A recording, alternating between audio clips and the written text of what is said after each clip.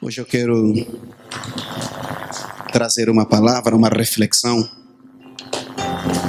de um texto que eu li essa semana no Evangelho segundo. Já sabem, né? Vamos lá, livro de Atos. Atos dos Apóstolos. Atos dos Apóstolos, capítulo de número 15. Graças a Deus. Vamos ler o versículo de número 35. Do 35 até ao verso de número 41. Todo mundo achou? Atos dos Apóstolos, capítulo 15, do verso 35 até ao 41. Hoje eu estou de amarelo e verde. Hoje é o dia de homenagear o Brasil, porque hoje o Brasil vai passar. Na verdade, o Brasil está passando por eleições, né? Eleições para presidente da República, e hoje tem segundo turno das eleições para presidente do Brasil. Como eu escolhi faz tempo o Brasil como minha segunda pátria depois de Angola, eu devo muito ao Brasil. Tudo que eu sou, eu devo ao Brasil. Minha formação, a salvação, meu caráter, as experiências mais marcantes que eu tive em toda a minha vida, eu as vivi no Brasil. Esposa, enfim, eu sou muito grato ao Brasil. Então, tudo que acontece no Brasil, eu estando do lado daqui, do lado de cá, eu acompanho, eu emito opinião, eu brigo, entro na luta. E a mensagem que eu vou pregar hoje, ela de certa, não tem nada a ver com o Brasil, a mensagem que eu vou pregar, mas tem a ver com a igreja, tem a ver conosco, nós os cristãos. Mas eu acho que de certa forma também ela reflete esse momento que o Brasil está passando, esse momento de mudanças que o Brasil está passando. Que Deus proporcione o melhor líder possível para aquela nação e que aquela nação experimente tempos de áurea, tempos de graça, de crescimento econômico, aquela violência que nós temos acompanhado que o Brasil tem, que ela fique para trás. A nossa oração nessa manhã pelo Brasil é que o Senhor possa resplandecer o seu rosto e a sua graça sobre aquela nação, sobre o Brasil, e que o Brasil possa sair dessas eleições aberto para experimentar um momento novo e diferente da parte de Deus. Amém, amados? Vamos lá, Atos capítulo de número 15, do versículo 35 até ao 41. Diz assim a Bíblia Sagrada.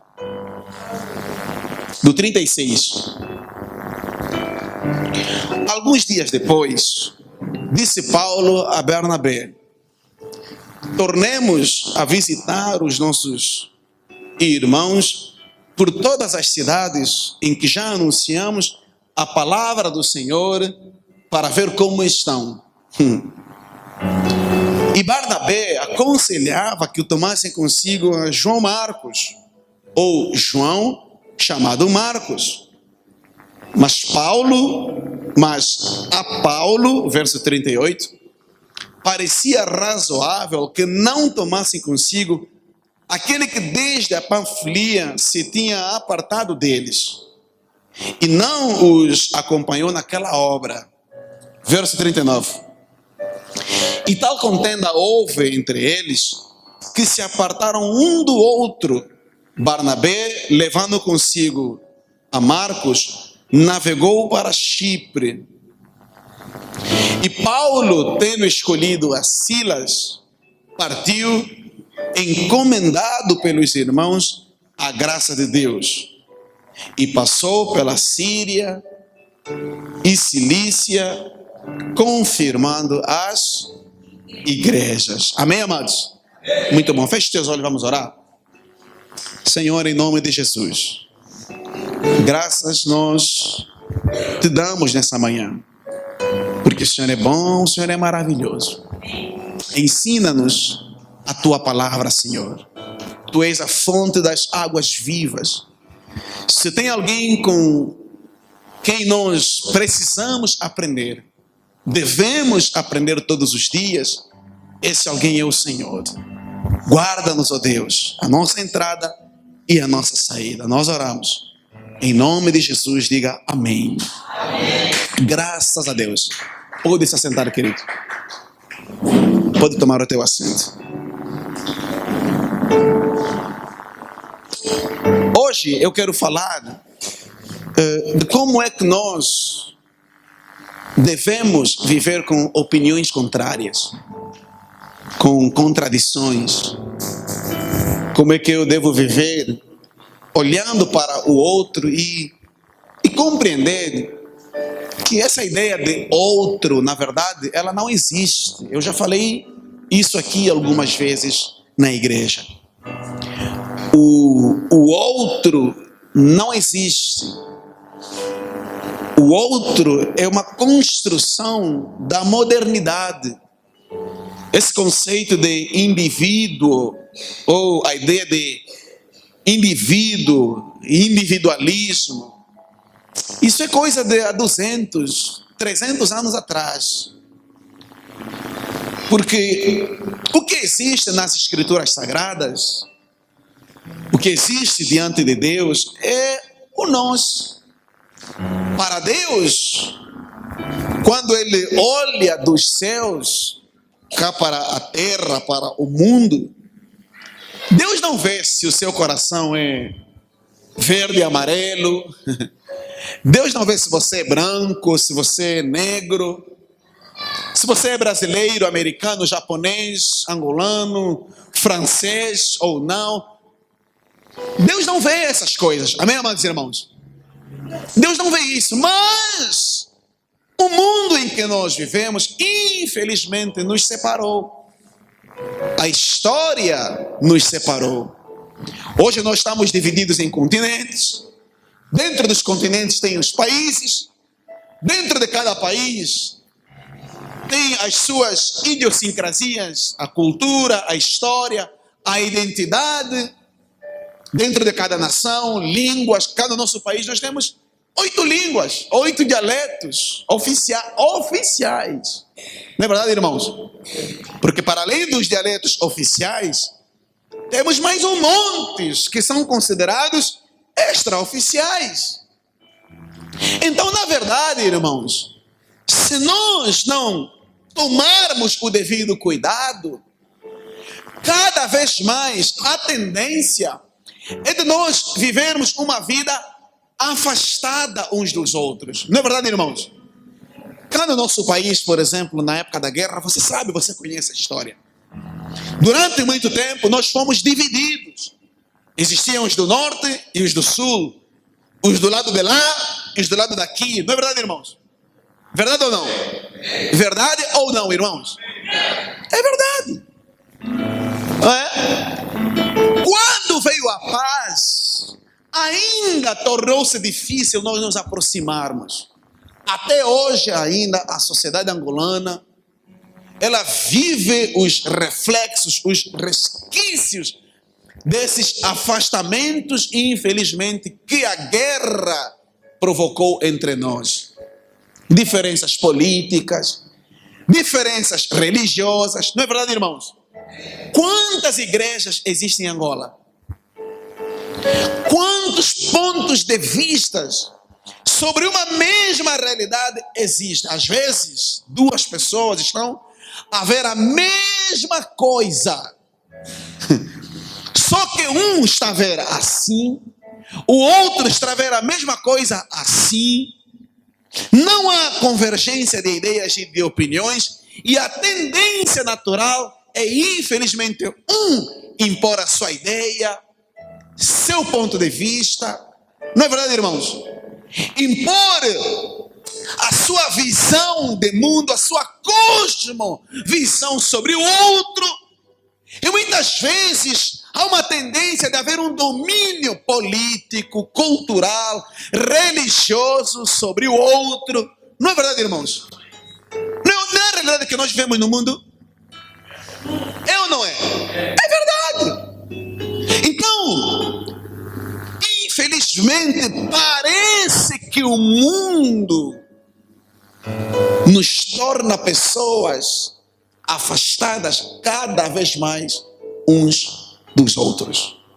Quantas famílias você conhece que existem afastamentos? Conhece ou não conhece? Eu conheço.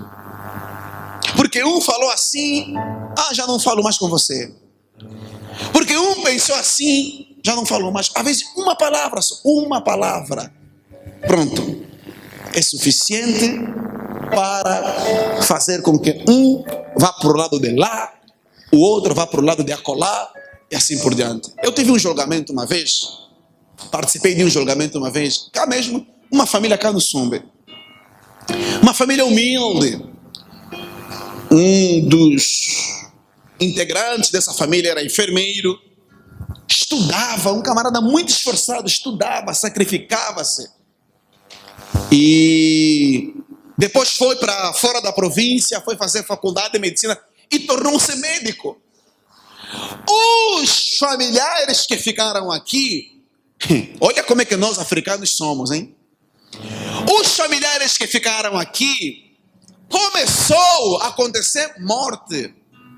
Porque o sobrinho morreu, porque o fulano morreu, porque o silcrano morreu. Todo mundo, a família se reúne, foram descobrir, não, é o fulano que está a estudar, que está a fazer faculdade, que está a matar os nossos sobrinhos. Olha só como é que a cabeça do africano é. Estão a entender o que eu estou falando, irmãos? Estão a entender o que eu estou falando, irmãos? É verdade. Acontece ou não acontece isso aqui na África? Cá em Angola, acontece ou não acontece? Pronto, quem é o responsável? Não, é aquele que está a estudar, é aquele que está não sei o que lá. Irmãos, vocês não têm ideia da confusão que se instalou nessa família ao ponto de terem ido parar em tribunal. E eu fui fazer a defesa deles. Mas naquele julgamento eu percebi o quê? Que infelizmente aquela família saiu daquele julgamento, não importa quem ganhou ou perdeu, não interessa. Aquela família, irmãos, saíram daquele tribunal, daquele julgamento, totalmente divididos até ao dia de hoje. Porque um acusava o outro de X, e o outro dizia, não, eu nunca fiz X, vocês são isso, são aquilo outro. As divisões. Sabe por quê, pessoal? Por uma razão muito simples, porque nós não fazemos parte de uma sociedade onde infelizmente fomos educados para a tolerância, para o respeito às diferenças. Nós não fomos educados para aceitarmos o outro assim como ele é, sem a mínima pretensão de querermos mudá-lo, a nossa forma, a nossa maneira. Porque o grande problema começa quando, irmãos? O grande problema começa quando eu olho para o Graciano e eu acho que o Graciano não tem que ser assim. O Graciano tem que ser do jeito que eu acho que ele tem que ser. E então eu imponho sobre o Graciano não aquilo que ele é, mas aquilo que eu acho que ele deveria ser. Está mais do que provado que não dá certo. Quando eu digo, maninho, você não tem que ser assim, tem que ser assim, tem que ser assado, tem que ser cozido, já começa o problema. Isso se chama intolerância, que pode ser política, religiosa, e culturais, e tantas outras que existem no mundo de hoje, no mundo moderno. Olha, eu não sei se você gosta de acompanhar notícias, mas se você gosta de acompanhar notícias, você sabe o que eu estou falando. Há muitos afastamentos hoje, irmãos. Há muitas pessoas se distanciando por causa de pensamentos. Numa família, um é político, um é adepto de um partido, o outro é adepto de outro partido, pronto, são inimigos por causa de partido. O nome mesmo já falei partido. Está entendendo? Você que é tonto, que deposita toda a tua fé, toda a tua esperança, toda a tua crença numa ideologia tonta, barata. E muitas vezes o que é engraçado, por exemplo, na questão que envolve guerra, Essa semana eu li uma frase muito interessante que me chamou a atenção. A frase dizia assim, mais ou menos: enquanto os jovens vão para a guerra para se matarem uns aos outros, em nome de mais velhos babacas que não se entendem. Está entendendo? A guerra serve para quê? Para mandar os jovens que têm força, energia, irem lá se matar uns pelos outros para tentarem resolver problema que mais velhos aguados não conseguem resolver. Está entendendo, pessoal? Quem é que paga o preço? Nós, os jovens. Os mais velhos não se entendem, os políticos não se entendem, e eles enviam os jovens, infelizmente, no campo de batalha para morrerem por eles, que não se entendem. Está entendendo o que está acontecendo? Como que o mundo é? O mundo é assim. Essa semana o Brasil, estou acompanhando, e porque Angola também está mais ou menos vivendo uma realidade igual a essa, mas o nosso grande problema é mais no campo religioso, tá? Onde nós temos uma divisão de igrejas do nosso país. A nossa igreja, o nosso país é dividido entre igrejas reconhecidas e os não reconhecidos. Parece que os que são reconhecidos são todos hereges, são todos, ou melhor dizendo, são todos santos, puros, cristãos, verdadeiros, e aqueles que não são reconhecidos são hereges, merecem ir para o fogo, crucifiquem-nos. Parece que o país está vivendo uma divisão. Ideias, conceitos, princípios que provocam afastamento entre nós. Afastamentos entre nós. Eu estou vendo o Brasil essa semana, está complicado. Um porque PT, outro porque Haddad. Um porque Bolsonaro é racista, é homofóbico, é misógino. Um porque PT é ladrão, são bandidos, porque isso, aquilo, outro. Merece em cadeia. Como nós temos uma tendência muito grande, irmãos, em julgarmos os outros em praça pública. A Bíblia é linda, irmãos. Eu já falei que a Bíblia é fantástica, porque a Bíblia é um livro que fala de tudo. A Bíblia fala também sobre essas questões. O texto que eu li relata um desentendimento que teve entre Paulo e Barnabé. Amém, amados? O texto que eu li fala sobre um desentendimento que teve entre Paulo e Barnabé. Vamos ler a Bíblia. Verso de número 36. Olha o que diz. Alguns dias depois, disse Paulo a Barnabé: tornaremos a visitar os nossos irmãos por todas as cidades em que anunciamos a palavra do Senhor, para ver como eles estão. Preste atenção, olhe para mim. O que está acontecendo aqui? Deixa eu ser rápido aqui. Você sabe que Paulo havia passado 2 anos pregando o evangelho durante a sua primeira viagem missionária. Quando eles terminam, acontece aquele conflito doutrinário em que eles tiveram que se reunir em Roma, no capítulo 15, em Jerusalém, para poderem decidir como é que a igreja deveria tratar os cristãos que não eram circuncidados, os não judeus.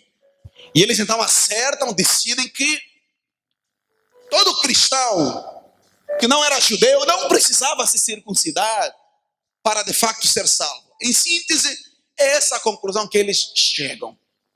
Depois disso, eles voltam para Antioquia. Antioquia, já falei para os irmãos aqui, era o centro missionário da época. A igreja não estava concentrada em Jerusalém. Em Jerusalém estavam os apóstolos.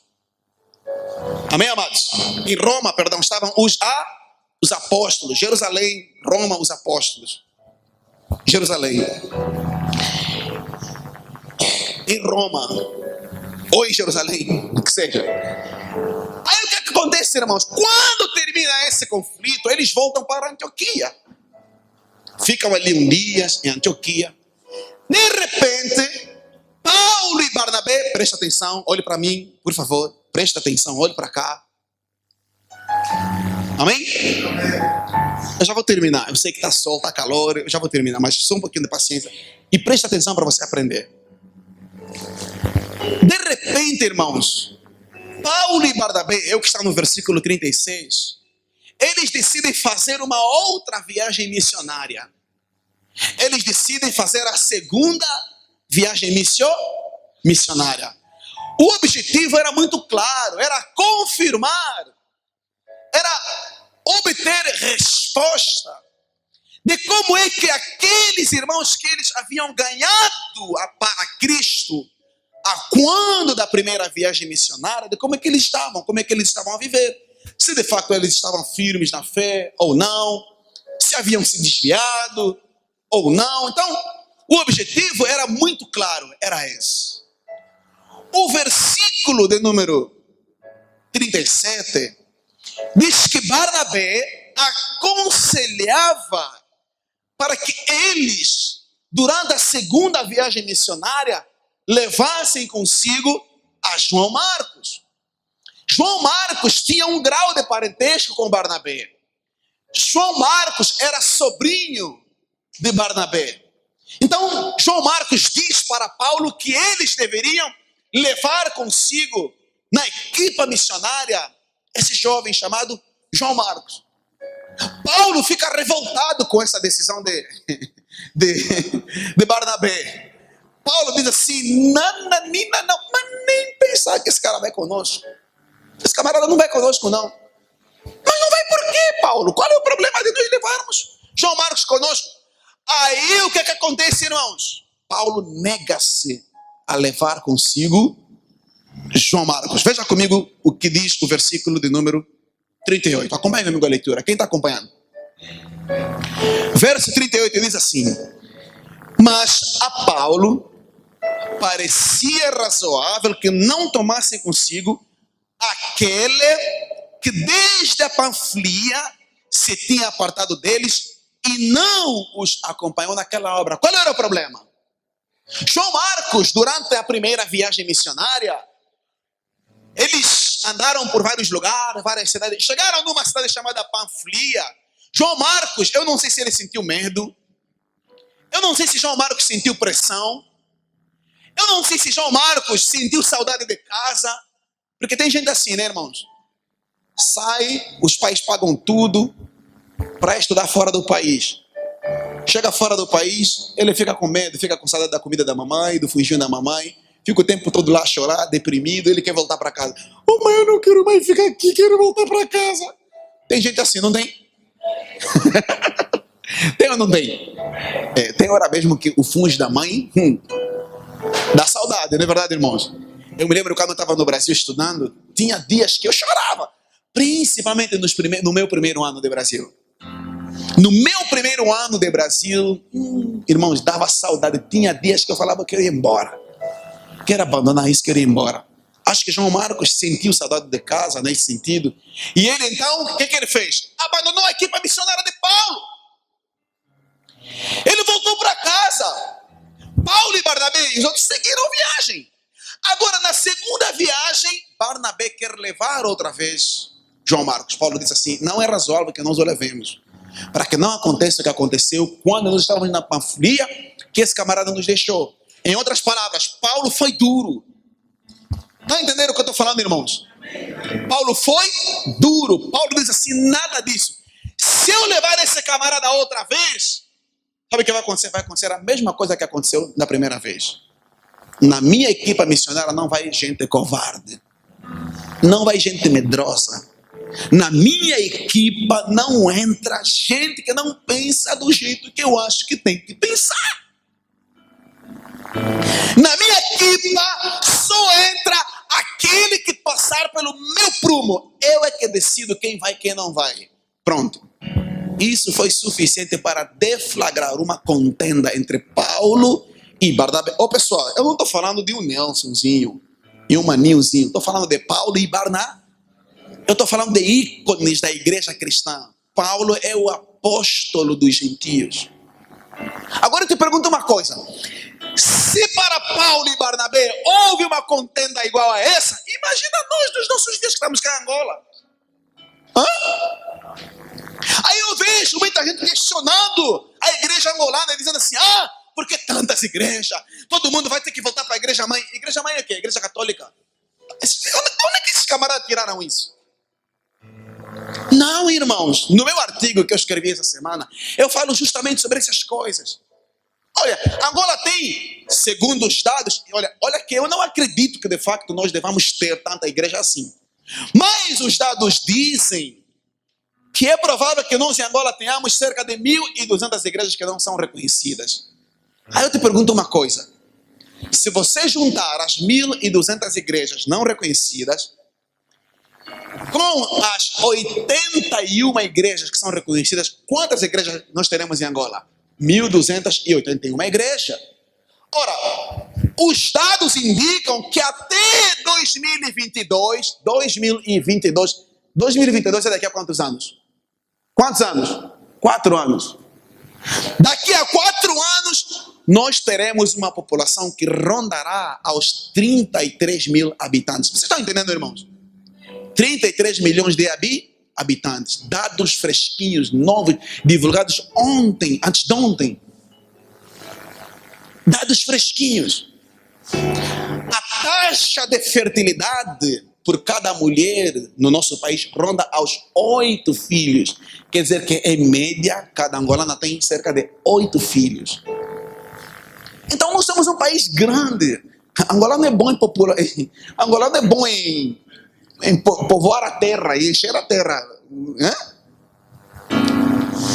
Ora, pensem comigo, vamos raciocinar um pouquinho. Imagine, nós temos então 1 milhão, ou teríamos 1.281 igrejas para uma população de 33 milhões de habitantes. Eu te pergunto, seriam mesmo tantas igrejas assim? Não. Na minha opinião, não. Amém, amados? Na minha opinião, não. Agora, quando aparece um bar, ninguém fala. Quando aparece uma discoteca, ninguém fala. Quando aparece uma maratona, ninguém fala. Quando aparece um centro de prostituição, ninguém fala. Quando aparece, meus amados irmãos, um boteco, seja lá qualquer coisa para desviar os jovens, ninguém fala. Uma loja, um comércio, ninguém fala. Mas quando é uma igreja, parece que a sociedade angolana, o Estado, a mídia, todo mundo fica averso ao Evangelho.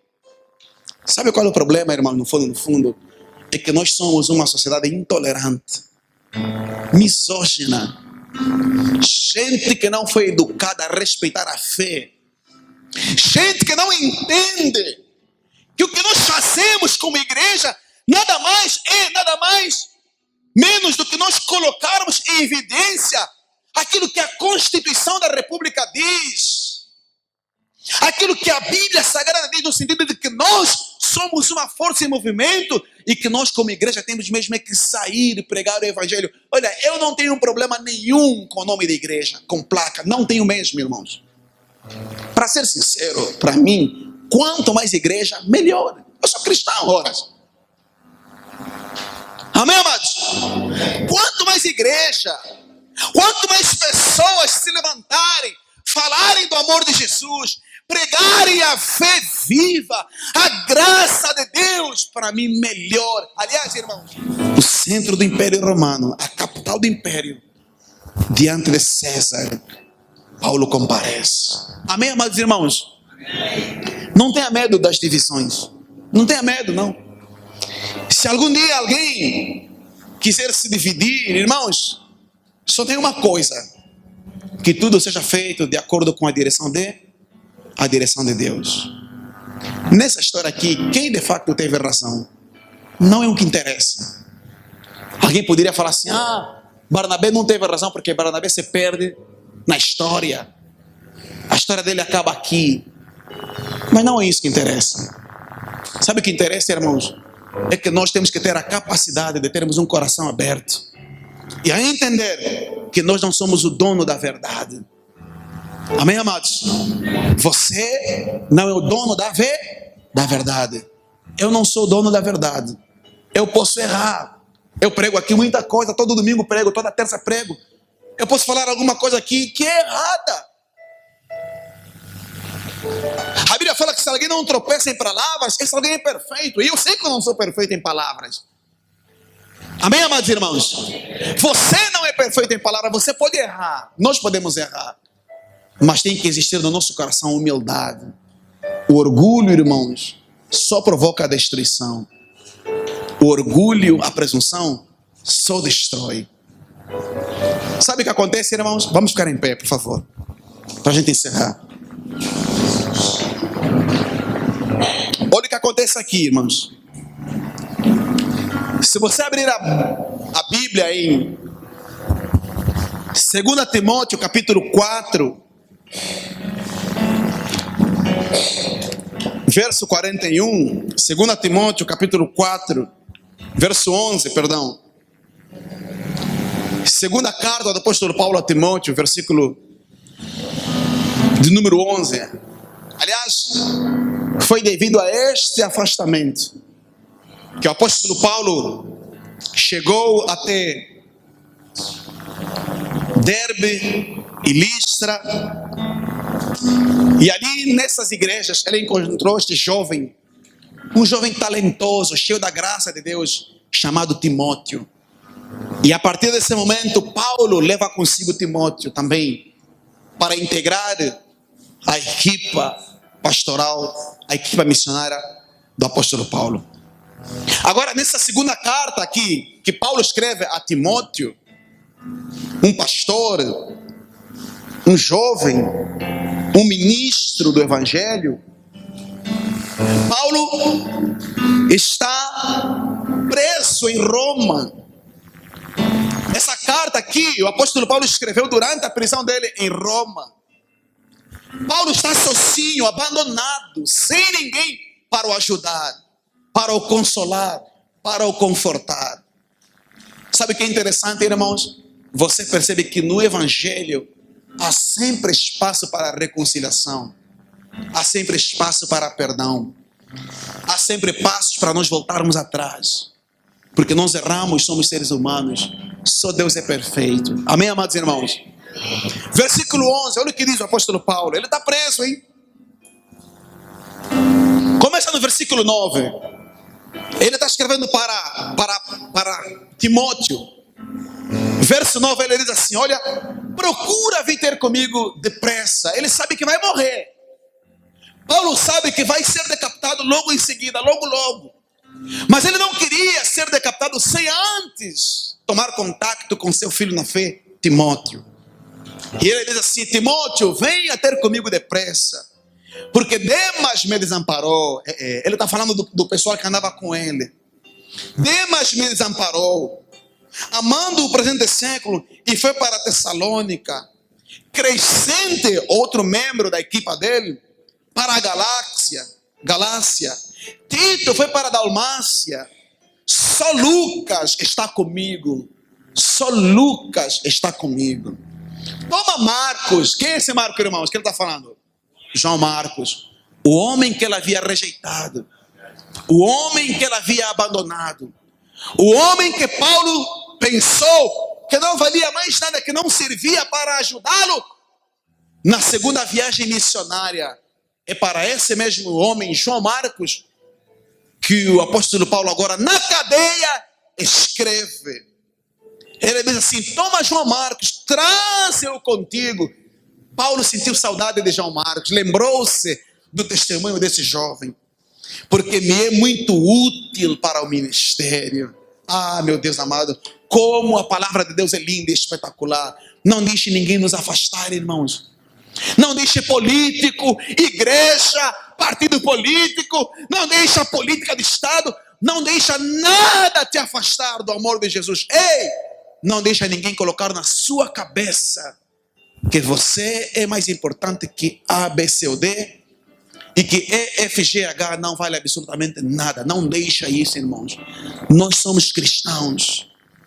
Tolerância, amor, respeito, aproximação, aceitar o outro tal como o outro é, sem tender a mudá-lo do jeito que nós achamos que ela deve ser. É isso que a Bíblia Sagrada nos ensina. Amém, amados irmãos? Amai a todos. Amem a todos. Se você amar somente aquele que te faz bem, que valor tem nisso? Os ímpios também fazem isso. Amém, amados irmãos? Ame a todos. Na testa do cristão está escrito amor. É isso que nos identifica como servos de Cristo Jesus. Amém, amados? Vamos orar? Feche os teus olhos. Feche os olhos, irmãos. Eu quero orar e abençoar você. Quero orar pelo Brasil. Essa nação maravilhosa, fantástica, abençoada por Deus. Esse país lindo. Olha, eu conheço o Brasil. Oh, povo maravilhoso e lindo. Povo abençoado demais. E o Brasil sempre nos abençoou. Quantas equipas missionárias nós já recebemos aqui no Brasil? Hoje é o dia que nós temos que orar por eles, porque hoje não será fácil para o Brasil. Feche teus olhos, vamos orar. Quero que você interceda, amém, amados? Eu quero que você ore. Senhor, em nome de Jesus, ó Pai, nós queremos te agradecer, Senhor. Queremos te louvar. Queremos te bendizer, Senhor. Queremos, ó Pai, consagrar as nossas vidas nas tuas mãos.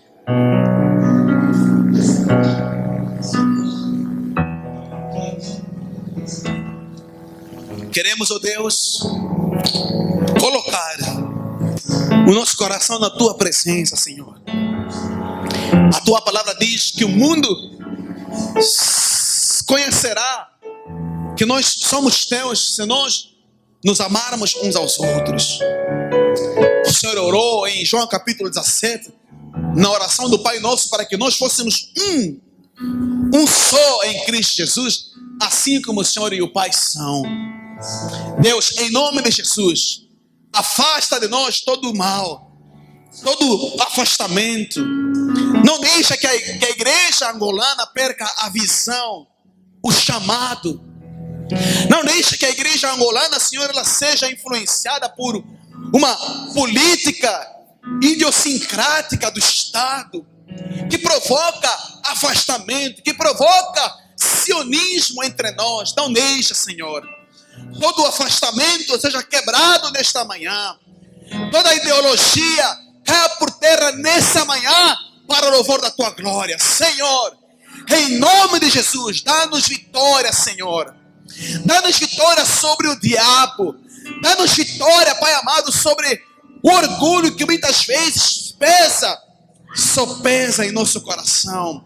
E levanta uma igreja unida, forte, coesa, consciente do seu papel, do seu chamado em Angola, Senhor. Oh Deus, em nome de Jesus, levanta pastores e líderes compromissados com o Evangelho, com a liberdade, com a paz, com a tolerância, com o perdão, com o amor, Senhor. A tua palavra diz que o amor é o vínculo da perfeição. Oh Deus, em nome de Jesus, repreendemos nesta manhã todo espírito contrário à tua igreja. Deus, abençoa o teu povo, Senhor. Levanta cristãos aqui que saibam conviver com as diferenças. Não somos iguais, mas também somos diferentes, Senhor. Que o Senhor nos dê a graça e a sabedoria de entendermos as nossas próprias limitações e limitações dos outros, ó Pai. Promova a união em nosso país. Que não haja, Senhor, ó Deus, gente pregando algo que nos afaste. Que não haja, Senhor, empelar, unida, casa CE, ou fenelar. Não, Senhor. Que não sejam essas as formas pela qual o nosso povo é conhecido, se identifica. Não, Senhor. Queremos ser um povo lavado, remido no teu sangue. Deus, em nome de Jesus, abençoe a igreja angolana, Senhor. Que não sejamos divididos entre metodistas, assembleanos, católicos, sétimo dia. Que não sejamos identificados assim, Senhor. Que sejamos um povo único, Senhor. Que te ame, que te adore em espírito e em verdade, ó Pai. Que a unidade reine no seio da igreja cristã, evangélica, protestante, angolana, Senhor, para o louvor da tua igreja. Levante obreiros, levante pastores, levante músicos, levante missionários, levante doutores, levante servos, levante diáconos, Pai, levante gente que ame a tua palavra, que queira a unidade da igreja angolana, Senhor. Nós oramos pelo Brasil, Senhor. Abençoe o Brasil nesse dia. Enquanto estamos aqui, muitas pessoas já saíram para votar. Deus abençoe o presidente do Brasil que será eleito. Seja Haddad ou Bolsonaro, que a tua graça e a tua misericórdia habitem, superhabitem, abundem na vida de cada um do presidente que será eleito, Deus. Em nome de Jesus, declaramos a tua paz, a tua alegria sobre a igreja brasileira, Senhor. Levante um povo coeso, unido, destemido, que saiba diferenciar o que é política, o que é cristianismo, Pai. Que, ó Deus da glória, a nossa fé não seja maculada por conta dos nossos ideais políticos. Que não sejamos traídos pelas ideologias. Que o cristianismo seja a nossa maior bandeira, ó Deus. Que a fé seja a nossa maior bandeira para a honra, glória e louvor do teu santo nome. Nós oramos e te agradecemos. Em nome de Jesus, diga glória a Deus. Diga glória a Deus. Aleluia. Aplauda Jesus, irmão, bem forte. Glória a Deus. Somos mais do que vencedores. Amém, amados? Somos um povo lavado e remido no sangue de Jesus. Somos cristãos. É isso que somos. Somos de Cristo e de mais ninguém. Amém, amados? Pode se sentar. Que Deus abençoe a todos.